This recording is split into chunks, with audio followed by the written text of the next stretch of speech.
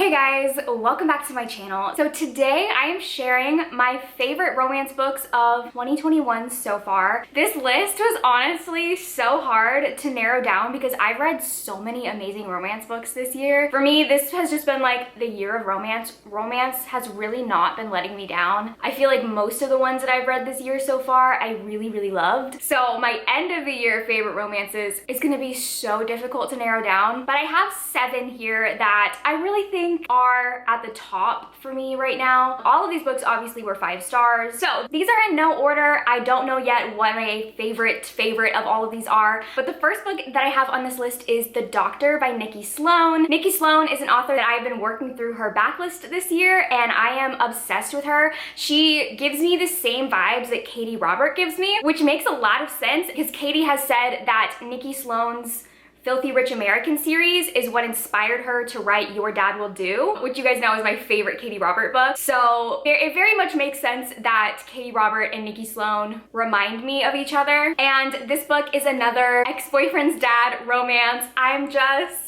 have nothing to say for myself. I love them.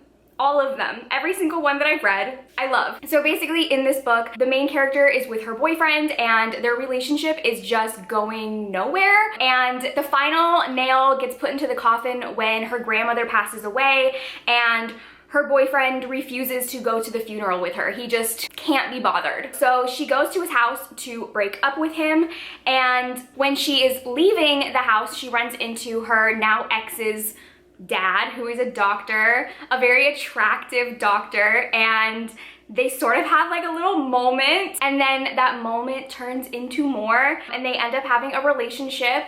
I really loved this book. It's definitely like on a scale of like Your Dad Will Do to Birthday Girl. I think that The Doctor lies somewhere in the middle because it had more plot than Your Dad Will Do, but I think it was steamier than Birthday Girl. So it's like the happy middle child, and I loved it so much. Eventually I need to make a whole chart of like my extended universe of boyfriend's dad romances because I've read so many at this point and they all start to blend together. So the next book is Never Seduce a Scot by Maya Banks. This is a historical Highlander romance, and it's probably my favorite historical romance ever. I feel like I've been talking about this book so much since I read it, but I loved it so much. Basically, this is an arranged marriage. So we have these 2 rival clans, and then the king sends an order that they need to marry off the laird and the daughter of the other laird to prevent like any type of war between the clans. So the daughter that gets sent to marry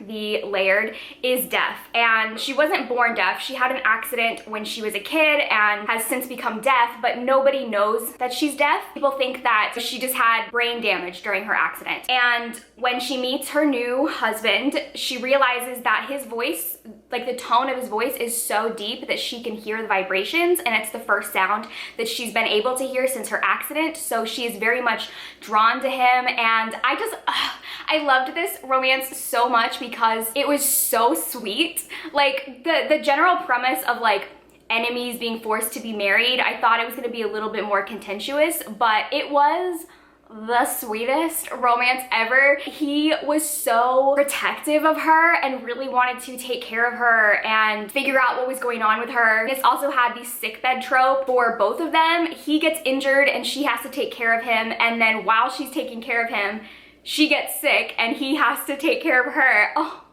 it's the cutest. I loved this so much.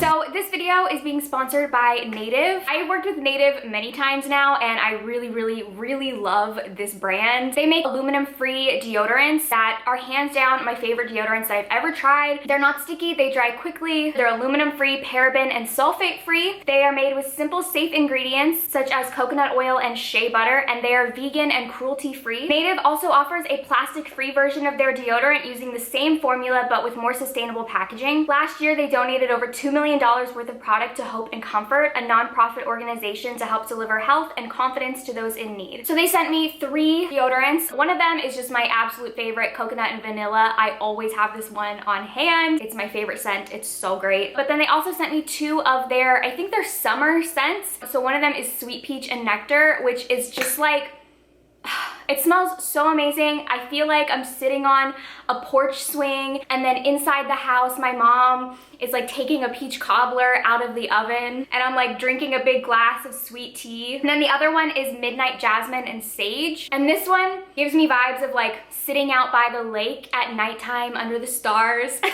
I don't know how to describe scents. That's the best you're gonna get from me. I have to paint y'all a whole picture. But Native doesn't just have deodorants. I also love their body wash and toothpaste. Specifically, the detoxifying charcoal toothpaste is my favorite toothpaste. And I also got the Midnight Jasmine and Sage body wash, which I love as well. So 3 deodorants are normally $36, but if you use my link and code RileyM3, you will get them for $24, which is 33% off. And you can also use that same code to get 20% off the body washes and toothpaste. Thank you to Native once again for sponsoring this video. So the next book is Act Your Age, Eve Brown by Talia Hibbert. This is the 3rd book in her Brown Sisters trilogy, and I think it is my favorite of the 3. So this one follows Eve Brown, who is the youngest sister, and she is very much like chaotic. She's the chaotic one. She's the one that everyone sort of babies and thinks is still a child. Her parents at the start of the book basically cut her off and say that she needs to get a job, and so she goes out and happens upon this little bed and breakfast that is in need of a chef, and she happens to have some cooking skill, so she goes in for an interview and immediately is just not vibing with the owner. The owner of this bed and breakfast, Jacob, is very like tightly wound, organized, type A. He's also on the autism spectrum, and so him and Eve just, they're like total opposites, and he does not want anything to do with her. He does not want her to work there. So she leaves the interview, and as she's leaving, she accidentally hits him with her car. And so he ends up having to be bedridden, and in order to make up for hitting him with her car, she offers to help look after the bed and breakfast. And I loved this romance so much. I really, really loved how it was very much like the grumpy sunshine trope, and slowly you start to see Jacob like warming up to her. And I honestly love anything that Talia Hibbert writes, but I really think that this one has become my favorite of hers. The next book is Twisted Love by Huang. This book was such a surprise to me because I read an arc of it before I had ever heard anybody talk about it, so I really had no expectations going into it, and I ended up being slightly obsessed. So this is about a girl who lives next door to her brother, and at the start of the book, her brother is going abroad for a year, so he asks his best friend to stay at his house to watch over his little sister. And the best friend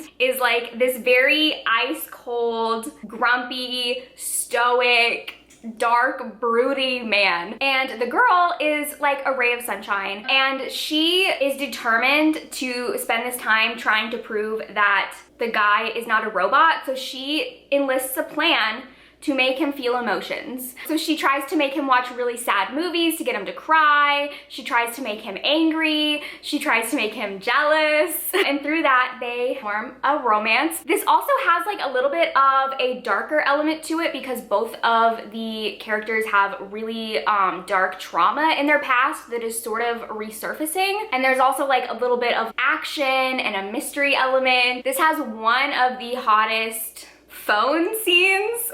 I'm not gonna say what happens, but the next book is Parker by Jack Harbon. This is hands down my favorite Jack Harbon book. This is an romance about this guy who is escaping an abusive relationship. He drugs his boyfriend and runs away in the middle of the night so he can escape. And while he is on the run, he runs into this woman who notices what's going on, notices that he is in trouble, and brings him back to her home. And when he gets back to the home, he meets her oldest son, Parker. So she asks Parker to look after him, and I really loved this because it sort of had like an element of unrequited attraction. They both sort of had this attraction to each other but didn't know if the other one was feeling the same thing, especially on Parker's side because he has never been with a man before, and he knows that he likes women, but he's really figuring out his sexuality and with his attraction to this guy. And I loved this. It was so like angsty and epic and deep and very emotional, obviously because it's dealing with some super heavy topics like abuse and trauma. trauma, but I love this and I am just so excited to read more from this series whenever Jack writes them. The next book is Neon Gods by Katee Robert. This is her newest release. It is a Hades and Persephone romance, and I'm obsessed with this. It was so good. I had no doubts that it would be amazing, but I really loved it. So basically in this book, we are following Persephone, whose mother decides to set up an arranged marriage between her and Zeus,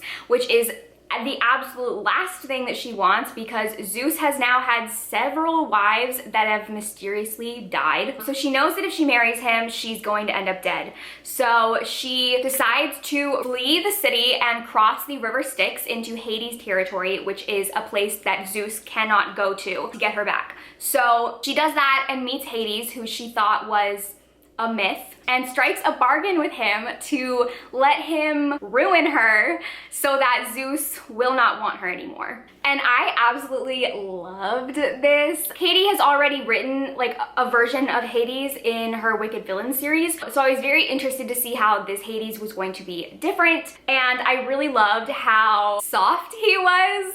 He literally just like worshipped the ground that Persephone walked on, and I love that. I love like an obsessive worshiping hero. And this is definitely my favorite Hades and Persephone romance that I've ever read. It's the only one that I've ever given 5 stars to. And I'm just so excited for the rest of this series. And then the last romance that I have on this list is one that I just recently read, and that is Waiting for a Scot Like You by Eva Leigh. This is a historical romance about this 40-something widow who felt very caged and controlled in her marriage. So now that her husband is dead, she really wants to experience everything that life has to offer, and one of those things that she wants to experience is an orgy. So she is traveling across the country to attend this weekend-long party.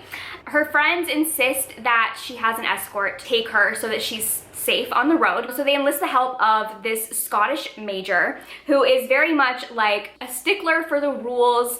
He likes to be organized, he likes to be on time, and they have met before and they really didn't get along or like each other. So the idea of traveling in close quarters with each other is not exciting to either of them, but I loved this book so much.